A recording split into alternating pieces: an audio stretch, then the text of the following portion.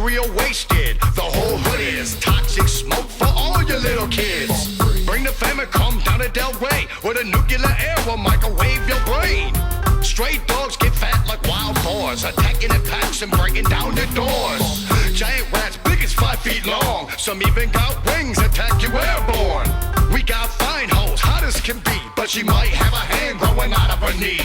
Don't bother me, my little homie got a duck head. I tell him right back like it was nothing said.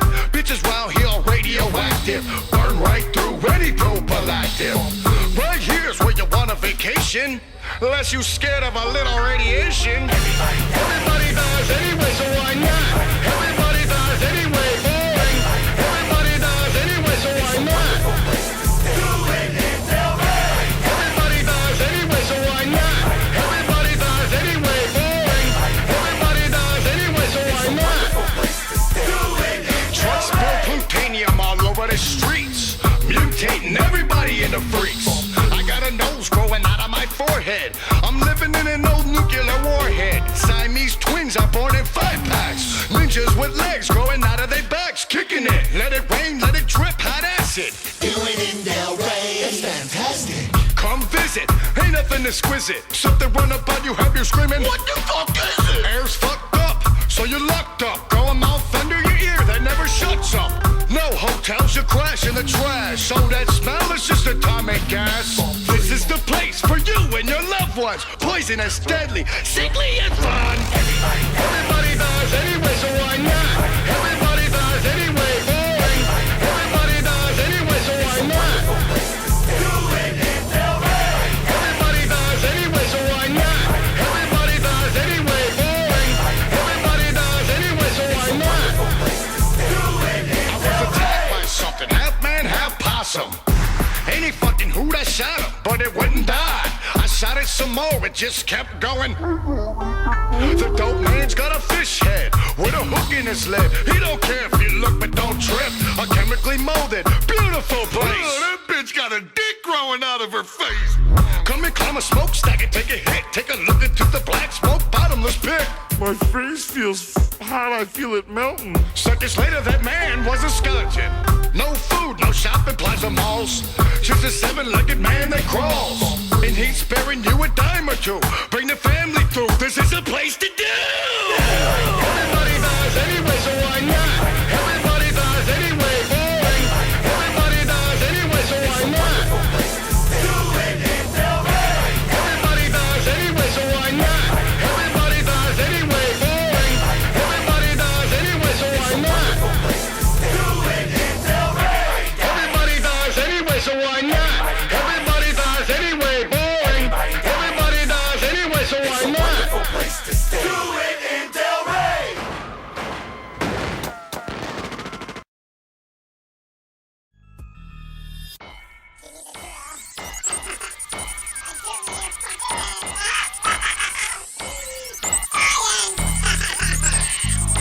I'm a scientist, trying this, dying bitches eyeing shit, plucking out her head to see if she can still cry and shit. Why? I don't know, it's just something fun to do. Maybe I could win the science fair at my school. Wait a minute, I don't go to school.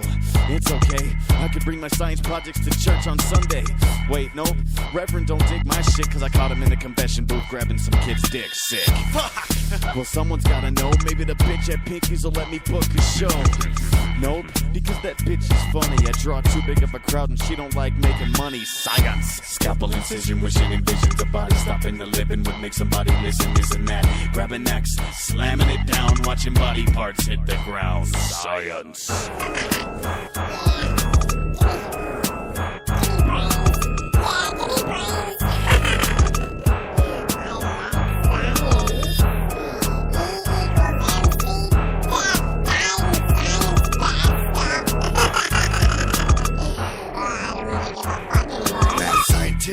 I'm chillin' with the childish, we chopping some bitch up because we knew she was a lying bitch. Try this. I was blowing hits in the face. Something's going on, I keep on feeling my heart race. Murdering first team and felt bomb is on.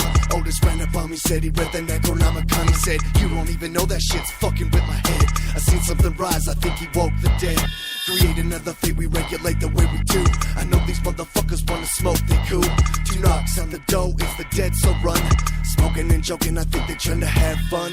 Y'all should come check in the back lot. Hydroponic, bionic, murder chronic is what we got. Mix up a couple drinks, all about the party. It's the brutally vicious killers in the AXE.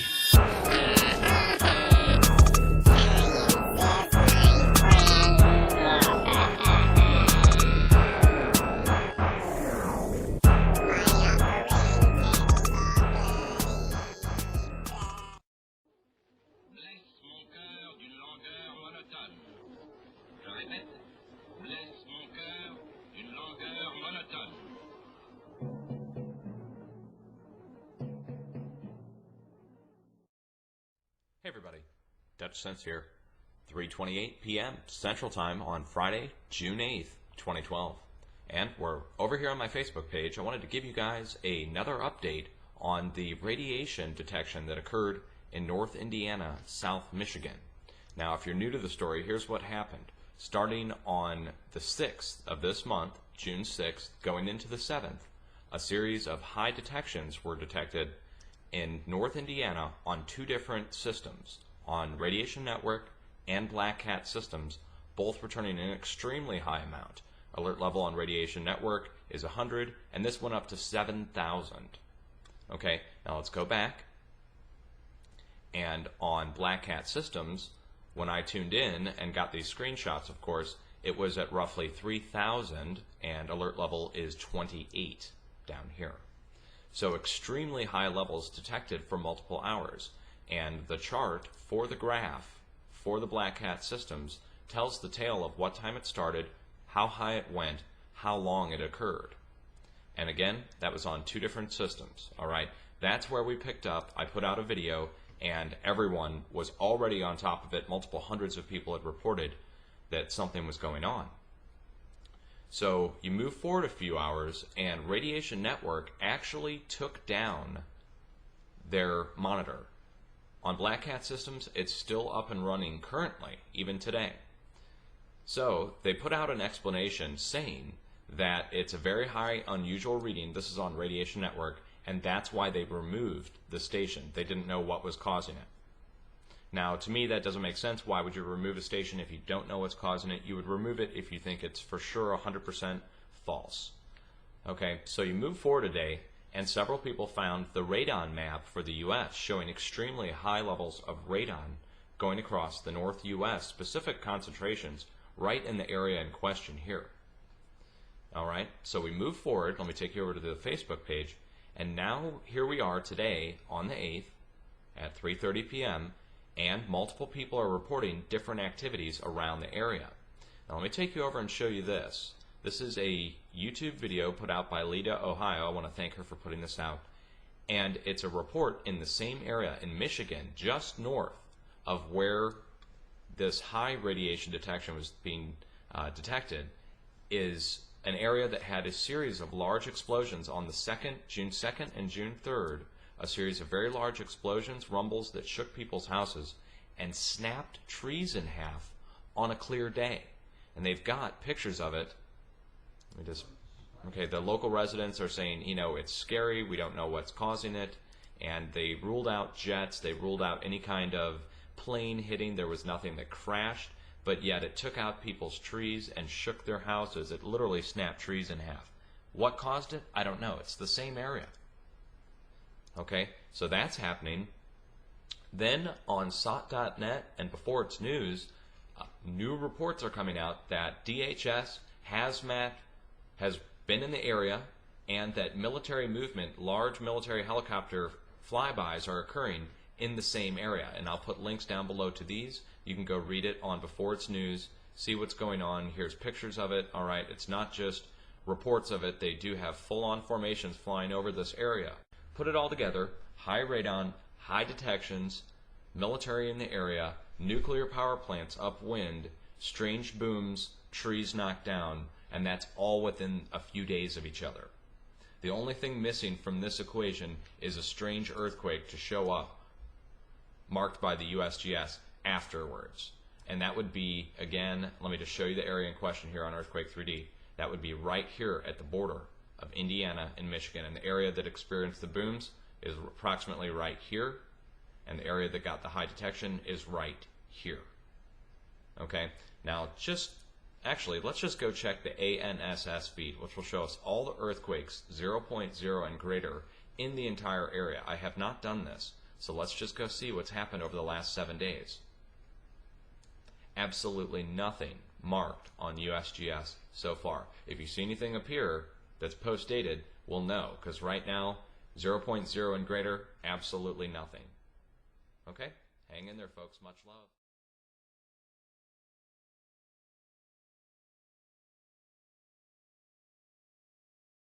A loud boom and violent shaking. People around the area are reporting hearing and feeling some strange things last night and this morning. We've been receiving emails and Facebook messages from people in both Kalamazoo and Calhoun counties wanting to know what caused it. News Channel 3's Ryan Duffy went to find out what it was. He's live now with more. Ryan.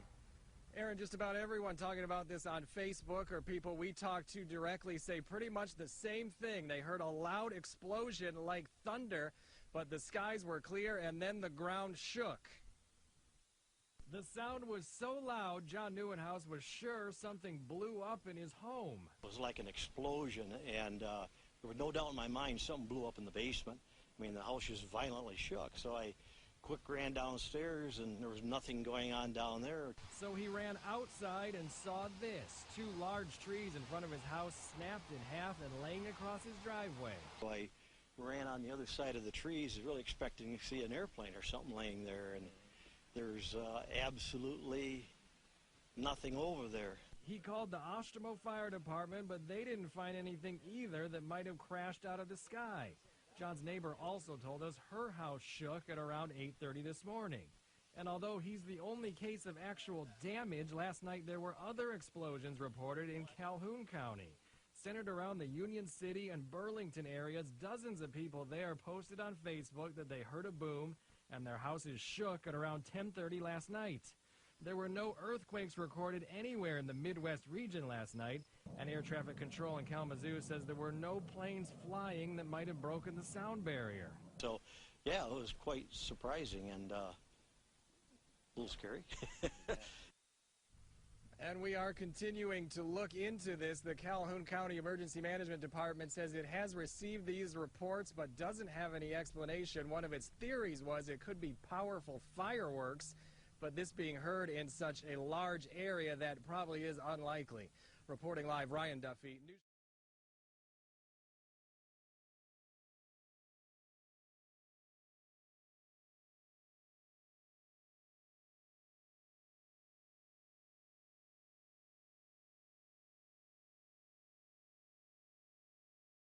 We have an InfoWars exclusive report uncovering the nuclear secrets of Austin, Texas, as dangerous experimentations in the continuity of government threatens our very way of life. We have been compelled to create a permanent armaments industry of vast proportions.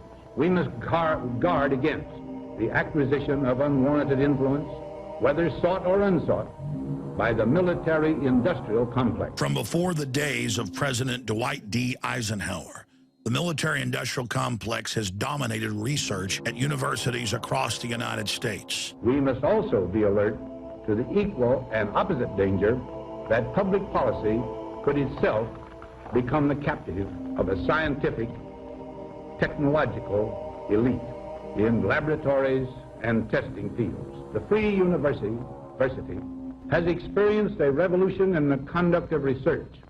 There have been many disasters. In California in 1959, a large sodium reactor melted down, and many estimates show that it was over 70 times bigger than 3 Mile Island and similar in effect to Chernobyl. But Americans weren't told about it for decades later. The reactor problem in July of 1959 involved partial core meltdown was not publicly acknowledged until decades later. That's why it's important to look at all the secret and covert infrastructure across the United States, including Austin, Texas, the site of 3 different covert nuclear reactors, and reports of huge caches of radioactive waste being hidden in the community of Austin, Texas. This is similar to large stockpiles that have been found in California and other states. No one wants the waste in their community, so government and universities tend to hide it. Alex Jones here with a breaking first report on the underground infrastructure that literally infest Austin, Texas, and surrounding areas. Bioweapons, rail guns, secret cyclotron facilities exploding just a few days ago, and big underground nuclear plants, research facilities. Some of the biggest research facilities in the country, right here in Austin, and almost no newspaper articles about it. The articles we found online by the Statesman and others have been removed. Wikipedia has had the record of it expunged. But my father, when he was going to the University of Texas in the late 60s and was in departments that had access to the downtown reactor, saw it himself, worked on it as part of his physics class. Then in the late 80s, they built new, larger reactors in North Austin. We're going to show you both of those. But in our investigation of these secretive infrastructures the Department of Defense is controlling right here in Austin, but also in many other cities around the country, we discovered that hiding right under our nose, our own Chris Odden's great-grandfather had been the head superintendent of all the facilities for the University of Texas in Austin, the biggest campus in the world. And that up until 1970, when he retired, he told his great-grandson and family, for that matter, that the huge underground cave system right outside Austin had been used as a secret dumping ground. So, Chris, here in our office, tell folks exactly what your grandfather told you that they stored in there and how big this cave system is. My great-grandfather, Benny Ellis, had told me many times about a site on the western portion of Austin, what used to be the outside of the city limits, right off of Redbud Trail. I'd say just a couple of 100 yards south of where the dam is at the beginning of the Old Town Lake, Lady Bird Lake, whatever they call it. And he told me for many years, they had dumped barrels of chemical waste, heavy chests and containers of metal waste that he knew to be radioactive. He described them as containers with biohazard labels, radioactive labels. He had the responsibility of controlling transportation, and so in many cases, he was witness to such events. And you said that your great-grandfather said that they would wall it off and that there were areas that were cemented, so they would put it back in crevices. Over the years, even when looking at the cave entrance site, there are layers that are comprised of older concrete. You can see it's pitted and has aged, and then there have been newer installations where it's more polished, updated concrete. They've even disguised, or what I consider disguised, a portion of it as drainage for the entrance that goes underneath the cliff that's near it. This is a big deal because we have this history, not just here, but in Russia, Japan, where they just store this stuff all over the place. They store it in warehouses illegally.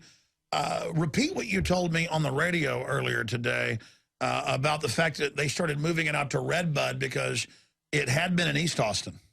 Yes, according to him, for many years they had been attempting to store wastes of many kind, dumping wastes of many kind, as well as simply storing heavy equipment used by the university out where what is today Dishfalk Field. It's a large baseball diamond. That part of Austin was East Austin, typically known for having a higher minority population. There was a lot of blowback from the community, and they, in turn, began to store it underground in those lesser-known facilities. Hey, this is stored in the richest part of Austin now. It was not at that time. It was city limits. There was very little development. It was country. It was, at that time... Now, I've got friends that live out there, and there's old fishing shacks and things from the 30s and 40s, and that's all that was out there. Right. I mean, that was the countryside. Exactly.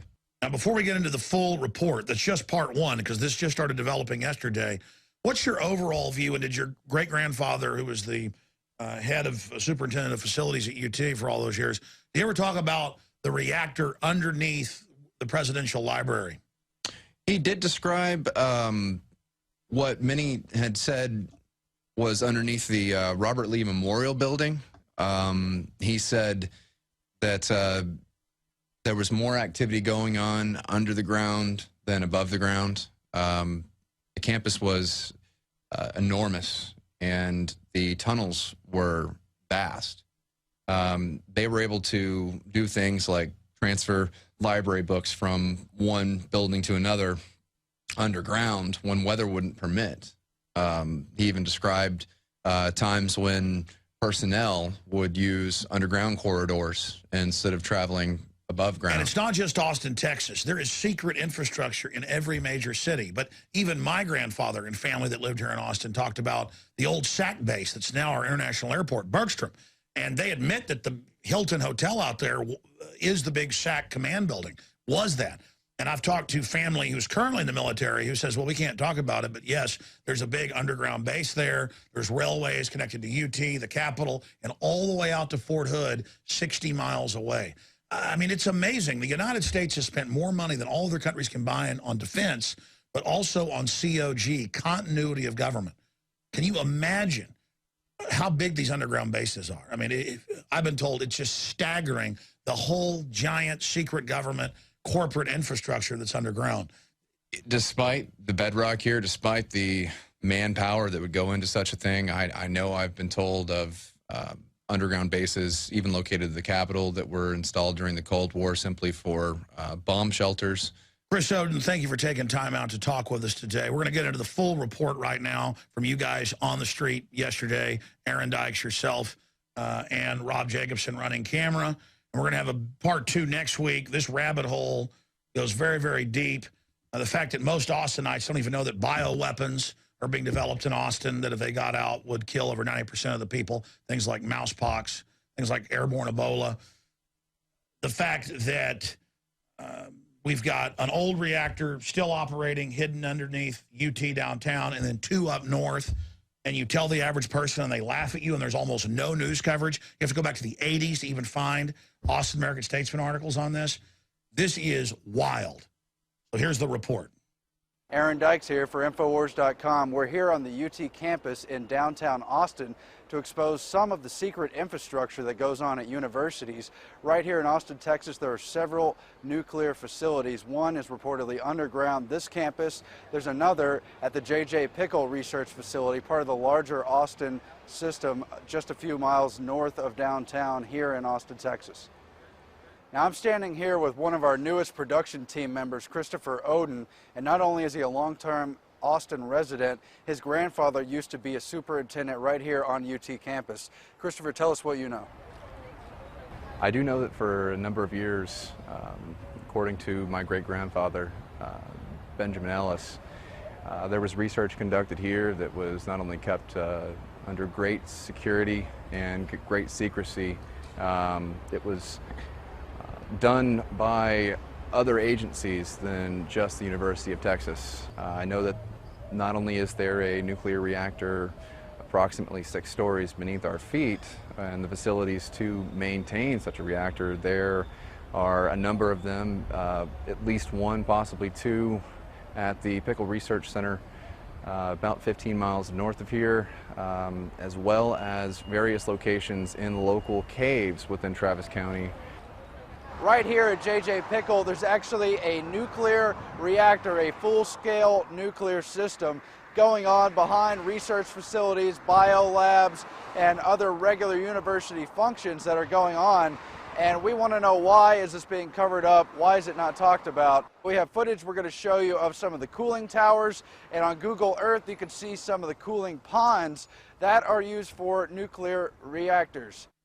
On June 13, 2012, there was an explosion at another research facility, which really just raises bigger questions about a lot of the secretive and often dangerous research that goes on under the auspices of university education. The University of Texas has been much less than transparent about a lot of their activities. They have nanotechnology projects that are published, but they've been very, very hush-hush about their nuclear reactor work. We do know across the country, approximately 48 out of 64 nuclear reactor locations are admittedly leaking, admittedly rotting. They're leaking the radioactive element tritium into water supplies. That's all in MSNBC and other mainstream sources. So we know there's something going on. We know nuclear is not as clean as we were once convinced it was. And so the idea that something even more covert could be going on with dumping this material is certainly alarming. We're here at a location in a ravine just off of the Tom Miller Dam, south of the Colorado River here in Austin. And CJ here will explain what our sources told us. My great-grandfather did tell me that the University of Texas was using this area to dispose of nuclear waste. As we learn more about the disturbing nuclear secrets of Austin and its threats to the environment, we began to understand how little we really know about what's going on in government and the world we live in. This is Aaron Dykes for Infowars.com, signing off. And we will continue to bring you more coverage on that story as it unfolds. Meanwhile, we have learned that the CDC Bioterror Lab in Atlanta has had some serious problems with the airflow systems that they designed to stop the release of infectious agents. This revealed in government documents and internal emails. And this is the area of the building where they store anthrax. They have dangerous strains of influenza stored there. Monkeypox, you name it. These are microbes that have the potential to be used as bioweapons. And if any of these microbes were to get released on accident, let's say through one of those faulty ventilation systems, then there is seriously a potential for a global pandemic. It is that serious. And are there bioweapons labs in your neighborhood? InfoWars Nightly News investigates. Government-funded universities across the Western world are developing massive warehouses full of bioweapons that they say is for biodefense under the BioShield program. Airborne Ebola, smallpox, bubonic plague, bird flu, and the H1N1 superbug are being weaponized and kept in moderately secured facilities like at the Galveston National Laboratory on the campus of the University of Texas. Now, this may be one of the biggest threats we now face, as the risk of a deadly virus escaping one of these laboratories and starting a global pandemic, well, it is a clear and present danger. Weaponized airborne Ebola, super weaponized viruses and bacteria that kill over 90%, 9 out of 10 people on your street dead. The National Research Council, which is an arm of the National Academy of Sciences, released a report concerning potential hazardous risk associated with the new multi-million-dollar infectious disease research lab currently under construction in Kansas. It's located only 120 miles west of Kansas City. It's called the National Bio and Agro Defense Facility, and even though it's a level 4 biolab, which is the highest secured rating issued by the CDC, the expert panel found that there is nearly a 70% chance that a disease will escape the laboratory during its planned 50-year operational lifespan. And it went on to say that the U.S. Department of Homeland Security has not adequately gauged the potential risk of a dangerous airborne pathogen escaping the compound. There are what they call bioweapons that are in unsecured, well, moderately secured environments, like in Galveston, Texas, and the CDC even went to one of these facilities in Kansas, and they're not nearly as safe as they would hope. And they even said, the CDC even said the one in Kansas has a 70% chance of some dangerous virus getting released. I mean, what are the bylaws in keeping them safe? I don't think there's anything even designated to making sure that they're safe. It's such it's that gray area of the world that nobody really thinks about, but is. Yes. Like, so you think it's a clear and present danger that we should try to prepare for, or something like that? I think everybody should always be prepared for anything. You know, it's like hope for the best, prepare for the worst. Can you imagine the awakening that's going to happen if they release those bioweapons? After we've warned people so much, God Almighty, I hope the next phases of what we've broken down don't happen. God Almighty, I hope they don't. But I know one thing, I'm sure selfish. I've sure gotten my family ready. Do you think it's wise for people that collect food and they have stockpiles of food and stuff like that just in case of emergency and have a place to go just in case something like this were to happen? I don't have anything stockpiled. I'm all about having weapons. I'm all about, getting as much ammunition as you can get, getting it, because everybody's going to get crazy. They're going to want to get their hands on whatever sources are available: food, water, natural resources, anything to keep the normalcy of life continuing. That's why I'm out here on the streets. I want to learn some street smarts, and if it goes down, then I want to be able to find your way around. Yeah. Now, let me tell you something.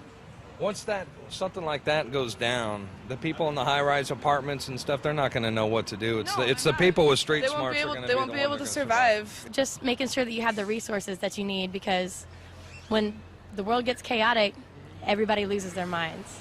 Let me put this in layman terms.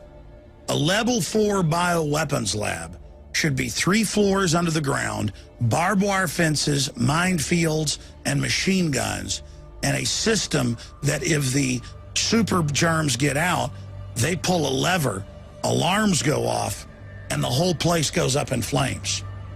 But instead, the global elite are storing it in level 2 facilities like the University of Texas at Galveston, behind a glass door with a swipe card, right there in Petri dishes.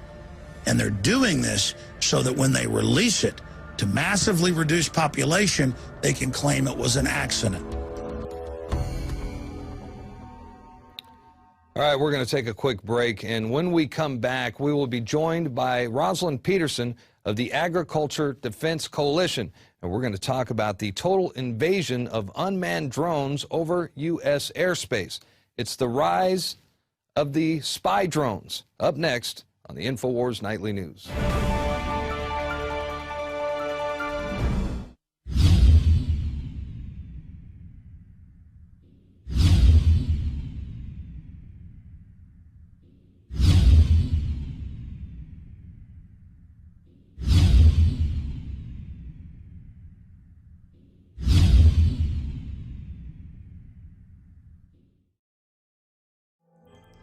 For more than 6 years, I've talked on the air about creating a social network. PlanetInfoWars.com is in its beta phase. We're just launching it. And I want to invite all of you out there to be in on the ground level. Planet InfoWars is about people coming together, forming activist organizations, getting involved politically, hunting and fishing, gardening, dating. This is a place for people who love freedom to meet and to talk and to write and to post information.